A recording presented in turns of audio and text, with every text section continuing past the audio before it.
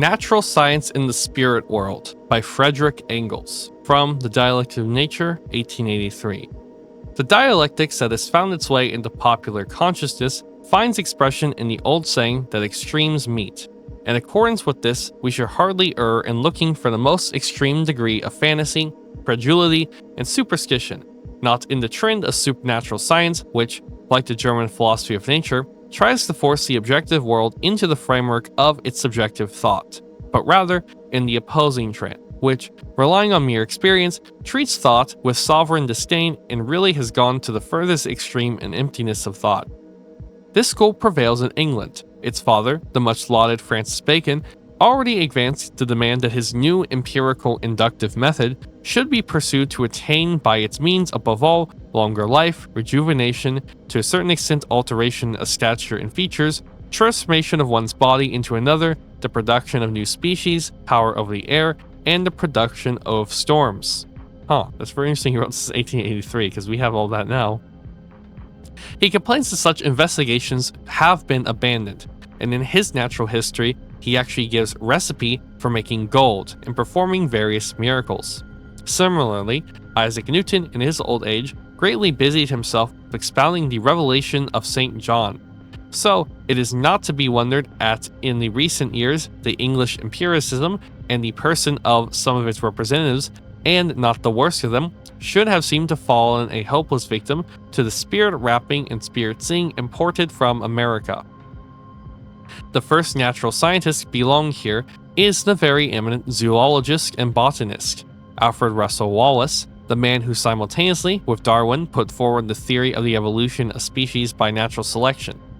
In his little work on miracles in modern spiritualism, 1875, he relates that his first experience in the branch of natural knowledge dates from 1844, when he attended a lecture of Mr. Spencer Hall on mesmerism, and as a result, carried out similar experiments on his pupils. Quote, "I was extremely interested in the subject and pursued it with ardor. He not only produced magnetic sleep together with the phenomena of articular rigidity and loss of sensation, he also confirmed the correctness of Gall's map of the skull, because on touching any one of Gall's organs, the corresponding activity was aroused in the magnetized patient and exhibited by appropriate and lively gestures. Further, he established that his patient, merely by being touched, partook of all the sensations of the operator. He made him drunk with a glass of water as soon as he told him that it was brandy. He could make one of the young men so stupid, even in the waking condition, that he no longer knew his own name, a feat, however, that other schoolmasters are capable of accomplishing without any mesmerism, and so on. And now it happens that I also saw this Mr. Spencer Hall in the winter of 1843 or 4 in Manchester. He was a very mediocre charlatan, who traveled the country under the patronage of some persons who undertook magnetic phrenological performances with a young girl in order to prove thereby the existence of God, the immortality of the soul, and the incorrectness of the materialism that was being preached at the time by the Owenites in all the big towns. The lady was sent into the magnetico sleep, and then, as soon as the operator touched any part of the skull corresponding to one of Gall's organs, she gave a bountiful display of theatrical demonstrative gestures and poses representing the activity of the organ concerned. For instance, for the organ of philoprogenitiveness, she fondled and kissed an imaginary baby, etc. Moreover, the good Mr. Hall had enriched Gall's geography of the skull with a new island of Barataria. Right at the top of the skull, he had discovered an organ of veneration. On touching with his hypnotic Miss sank on his knee, folded her hands in prayer, and depicted to the astonished Philistine audience an angel wrapped in veneration. This was the climax and conclusion of the exhibition. The existence of God had been proved. The effect on me and one of my acquaintances was exactly the same as Mr. Wallace. The phenomena interested us, and we tried to find out how far we could reproduce it. A wide-awake young boy of 12 years old offered himself as a subject. Gently gazing into his eyes or stroking sent him without difficulty into the hypnotic condition. But since we were rather less credulous than Mr. Wallace and set to work with rather less fervor, we arrived at quite different results. Apart from the muscular rigidity and loss of sensation, which were easy to produce, We found also a state of complete passivity of the will bound up by a peculiar hypersensitivity of sensation. The patient, when aroused from his lethargy by any external stimulus, exhibited very much greater liveliness than in the waking condition. There was no trace of any mysterious relation to the operator. Anyone else could just as easily set the sleeper into activity. To set Gall's cranial organ into action was the least that we had achieved. We went further, and we could not only exchange them for one another or make their seat anywhere in the whole world, but we also fabricated any amount of the other organs of singing, whistling, piping, dancing, boxing, sewing, cobbling, tobacco smoking, etc. And we can make their seat wherever we wanted. Wallace made his patients drunk on water, but we discovered in the great toe an organ of drunkenness with which one only had to be touched in order to cause the finest drunk comedy to be enacted. But it must be well understood, no organ showed a trace of action until the patient was given to understand what was expected of him. The boy soon perfectly found himself by practice to such an extent that the merest indication sufficed. The organs produced in this way then retained their validity for a later occasion of putting to sleep as long as they were not altered in the same way. The patient had even a double memory, one for the waking state and a second quite separate one for the hypnotic condition.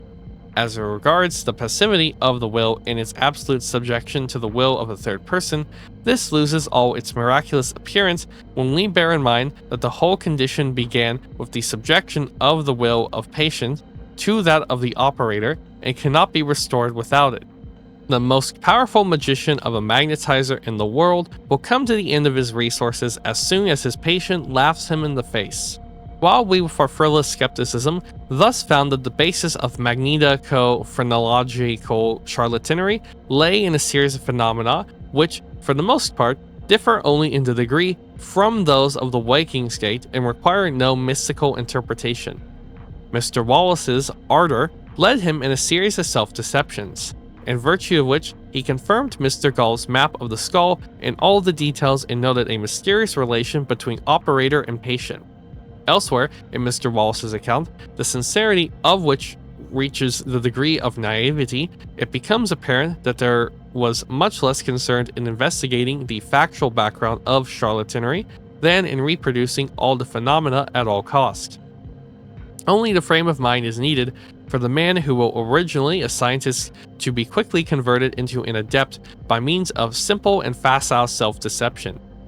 Mr. Wallace ended up with faith in the magnetico-phrenological miracles, and so already stood with one foot in the world of spirits. He drew the other foot after him in 1865. On returning from his 12 years of travel in the tropical zone, experiments in table turning introduced him to the society of various mediums. How rapid his progress was, and how complete his mastery of the subject is testified to by the above-mentioned booklet. He expects us to take for good coin not only all the alleged miracles of Holme, the brothers Davenport, and other mediums, who all more or less exhibit themselves for money, and who have, for the most part, been frequently exposed as impostors, but also a whole series of allegedly authentic spirit histories from early times. The pythonesses of the Greek oracle, the witches of the Middle Ages, were all, quote, mediums and lambliches. In his De Divination, already described quite accurately the most astonishing phenomena of modern spiritualism. Just one example to show how lightly Mr. Wallace deals with the scientific corroboration and authentication of these miracles. It is certainly a strong assumption that we should believe that the aforesaid spirits should allow themselves to be photographed, and we have surely the right to demand that such spirit photographs should be authenticated in the most indubitable manner before we accept them as genuine. Now, Mr. Wallace recounts on page 187 that, in March 1872, a lead medium, Mrs. Guppy, nee Nicolese, had herself photographed together with her husband and a small boy at Mr. Hudson's in Notting Hill, and on two different photographs, a tall female figure, finely draped in white gauze robes with somewhat Eastern features, was to be seen behind her in a pose as if giving a benediction. Here then, one of the two things are absolutely certain. Either there was a living, intelligent, but invisible presence of Mr. and Mrs. Guppy, the photographer, and some fourth person, planned a wicked imposture, and have maintained it ever since. Knowing Mr. and Mrs. Guppy so well as I do, I feel an absolute conviction that they are as incapable of an imposture of this kind as any earnest inquirer after truth in the Department of Natural Science. Consequently, either deception or spiritual photography, quite so. And if deception, either the spirit was already on the photographic plate, or 4 persons must have been concerned, or 3 if we leave out a weak-minded or duped old Mr. Guppy who died in January 1875 at the age of 84. It only needed be that he should be sent behind the Spanish screen of the background. The photographer could obtain a quote model for the spirit without difficulty does not need to be argued. But the photographer, Hudson, shortly afterward, was publicly prosecuted for habitual falsification of spirit photographs. So Mr. Wallace remarks in mitigation, one thing is clear. If an imposture has occurred, it was at once detected by spiritualists themselves. Hence, there is not much reliance to be placed on the photographer. Remains Mrs. Guppy, and for her, there is only the absolute conviction of our friend Mr. Wallace and nothing more. Nothing more? Not at all. The absolute trustworthiness of Mrs. Guppy is evidenced by her assertion that one evening, early in June 1871, she was carried through the air in a state of unconsciousness from her house in Highbury Hill Park to 69 Lamb's Conduit Street, 3 English miles as the crow flies, and deposited in the said house of number 69 on the table in the midst of a spiritualistic seance. The doors of the room were closed, and although Mrs. Guppy was one of the stoutest women in London, which is certainly saying a good deal, nevertheless, her sudden incursion did not leave behind the slightest hole either in the doors or in the ceiling. And if anyone still does not believe in the genuineness of spirit photography, there's no helping him. That's funny. The second eminent adept among English natural scientists is Mr. William Crookes, the discoverer of the chemical element thallium and of the rendometer, in Germany also called the light mill.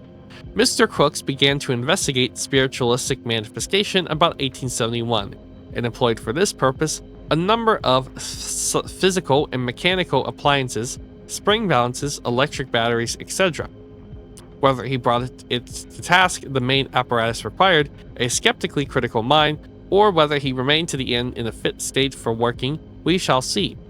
At any rate, within a not very long period, Mr. Crookes was just as completely captivated as Mr. Wallace. For some years, he relates, a young lady, Miss Florence Cook, has expected remarkable mediumship, which later culminated in the production of an entire female form purporting to be of spiritual origin, and which appeared barefooted in white flowing robes, while she lay entranced in dark clothing and securely bound in a cabinet or adjoining room.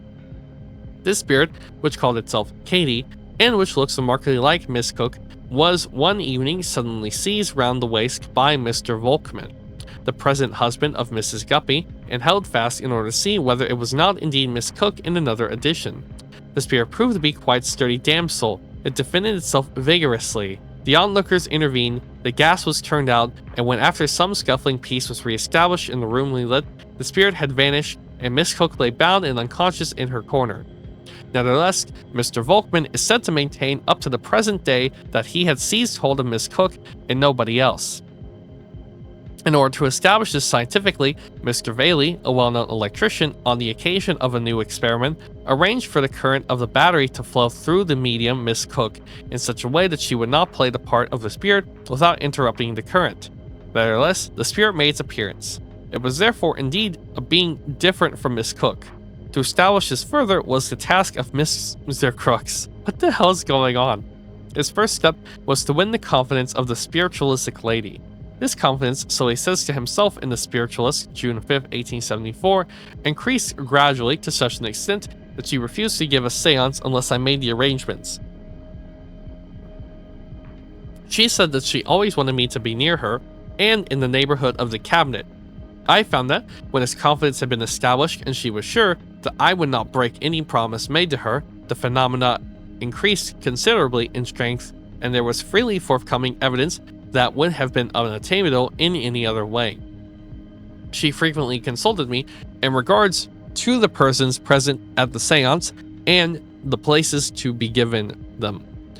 For she had recently become very nervous as a result of all certain ill-advised suggestions that, besides other more scientific methods of investigation, force also should be applied.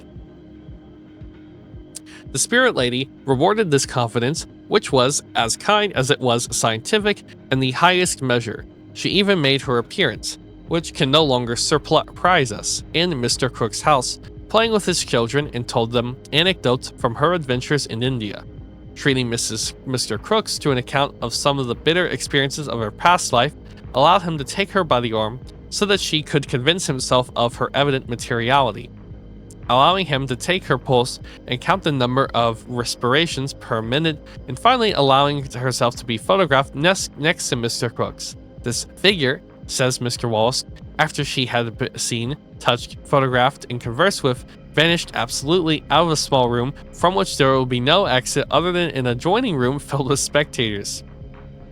Which was not such a great feat, provided the spectators were polite enough to show as much faith in Mr. Crooks, in whose house this happened, as Mr. Crooks did in the spirit. Unfortunately, these fully authenticated phenomena are not immediately credible even for spiritualists. We saw above how the very spiritualistic Mr. Volkman permitted himself to make a very materialist grab, and now a clergyman, a member of the committee of the British National Association of Spiritualists, had also been present at the seance with Miss Cook. And he established the fact, without difficulty, that the room through the door of which the spirit came and disappeared even communicated with the outer world by a second door. The behavior of Mr. Crooks, who was also present, gave the final death blow to my belief that there might be something in the manifestations.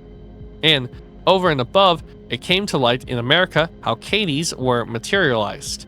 A married couple named Holmes held seances in Philadelphia, in which likewise a Katie appeared and received bountiful presents from the believers. However, one skeptic refused to rest until he got onto the track of the said Katie, who anyway had already gone on strike once because of the lack of pay. What? He discovered her in a boarding house as a young lady of unquestionable flesh and bone, and in possession of all the presents that had been given to the spirit. Meanwhile, the continent also had its scientific spirit seers. A scientific association at St. Petersburg did not know exactly whether the university or even the academy itself charged the Counselor of State Aksakov, the chemist Bertlerov, to examine the basis of the spiritualistic phenomena, but it does not seem that very much came of this. On the other hand, if the noisy announcement of the spiritualist are to be believed, Germany has now also put forward its man in the person of Professor Zollner in Leipzig.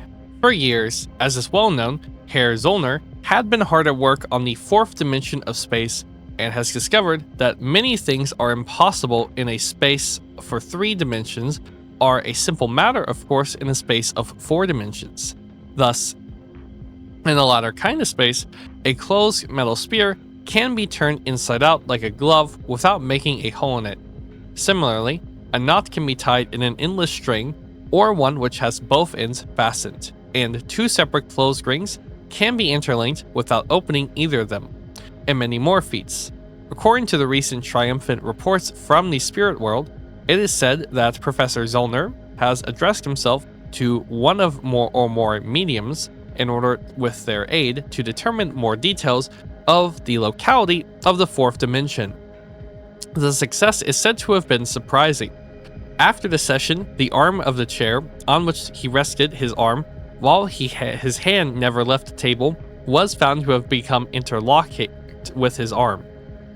A string that had both ends sealed to the table was found tied into 4 knots, and so on. In short, all the miracles of the 4th dimension are said to have been performed by the spirits with the utmost ease. By the way, this is chapter 10 of Dialectics of Nature. What the hell does this have to do with anything? What the hell does this have to do with the dialectic? I have no idea. Anyways, it must be borne in mind, relato refero, I do not vouch for the correctness of the spirit's bulletin, and if it should continue in any inaccuracy, Herr Zollner ought to be thankful that I'm giving him the opportunity to make a correction. If, however, it reproduces the experience of Herr Zollner without falsification, then it obviously signifies a new era both in the science of spiritualism and that of mathematics. The spirit proves the existence of the 4th dimension, just as the fourth dimension vouches for the existence of the spirits. And this once established, an entirely new immeasurable field is opened to science. All the previous mathematics and natural science will only be preparatory school for the mathematics of the fourth and still higher dimensions, and for the mechanics, physics, chemistry, and physiology of the spirit dwelling in these higher dimensions. Has not Mr. Crooks scientifically determined how much weight is lost by tables and other articles of furniture on their passage into the fourth dimension, as we may now be permitted to call it, and as Mr. Wallace declared proven that fire there does no harm to the human body? And now we have even the physiology of the spirit bodies. They breathe, they have a pulse, and therefore lungs, heart, and circulatory apparatus, and, in consequence, are at least as admirably equipped as our own in regards to the other bodily organs. For breathing requires carbohydrates, which undergo combustion in the lungs, and these carbohydrates can be supplied from without, hence stomach, intestines, and their accessories. And if we have once established so much, the rest follows without difficulty. The existence of such organs, however, implies the possibility of their falling a prey to disease. Hence, it may still come to pass that Herr Burkle will have to compile a cellular pathology of the spirit world. And since most of these spirits are very handsome young ladies who are not to be distinguished in any respect whatsoever from terrestrial damsels other than their supramundane beauty, it could be very long before they come into contact with, quote, men who feel the passion of love. And since, as established by Mr. Crooks from the beat of the pulse, the female heart is not absent, natural selection also has opened before it the prospect of a fourth dimension, one in which it has no longer any need to fear of being cornered with wicked social democracy. Enough. Here it becomes palpably evident which is the most certain path from natural science to mysticism. It is not the extravagant theorizing of the philosophy of nature, but the shallowest empiricism that spurns all theory and distrusts all thought. It is not a priori necessity that proves the existence of spirits, but the empirical observation of Messrs. Wallace, Crookes, and Co. If we trust the spectrum analysis observation of Crookes, which led to the discovery of the metal thallium, or the rich zoological discovery of Wallace in the Malay archipelago, we are asked to place the same trust in the spiritualistic experiences and discoveries of these two scientists. And if we express the opinion that after all, there's a little difference between the two, namely that we can verify the one but not the other, then the spirit seer retort is that it is not the case, and that they are ready to give us the opportunity of verifying also the spirit phenomena. Indeed, dialectics cannot be despised with impunity. However great one's contempt for all theoretical thought, nevertheless, one cannot bring two natural facts into relation with one another or understand the continuation existing between them without theoretical thought. The only question is whether one's thinking is correct or not, and contempt of theory is evidently the most certain way to think naturalistically, and therefore incorrectly. But, according to an old and well-known dialectic law, incorrect thinking, carried to its logical conclusion, inevitably arrives at the opposite of its point of departure. Hence, the empirical contempt of dialectics on the part of some of the most sober empiricists is punished by their being led into the most barren of all superstitions into modern spiritualism. The same is with mathematics. The ordinary metaphysical mathematics boast with enormous pride of the absolute irrefutability of the results of their science. But these results include also imaginary magnitudes, which thereby acquire a certain reality. When one has become accustomed to ascribe some kind of reality outside the mind to, I don't remember math. It has a check mark, -1. I know it's like supposed to go over. I haven't done any math for like 10 years, anyways. Or to the fourth dimension. Then it is not a matter of much importance if one goes a step further, and also accepts the spirit world of mediums.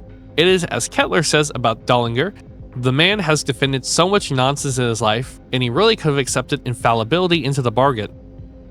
In fact, mere empiricism is capable of refuting the spiritualist in the first place.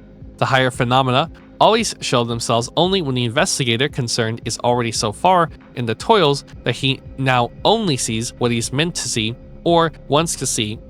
as Crookes himself describes with such imminent naivete. In the second place, however, the spiritualist cares nothing that hundreds of alleged facts are exposed as imposture in dozens of alleged mediums as ordinary tricksters. As long as every single alleged miracle has not been explained away, they have always still room enough to carry on. As indeed Wallace says clearly enough in the connection with the falsified spirit photographs, the existence of falsifications proves the genuineness of the genuine ones. And so, empiricism finds itself compelled to refute the importunate spirit seers not by means of empirical experiments, but by theoretical considerations. And to say with Huxley, quote, "The only good that I can see in the demonstration of the truth of spiritualism is to furnish an additional argument against suicide. Better live a crossing sweeper than die and be made to talk twaddle by a medium hired at a guinea a seance."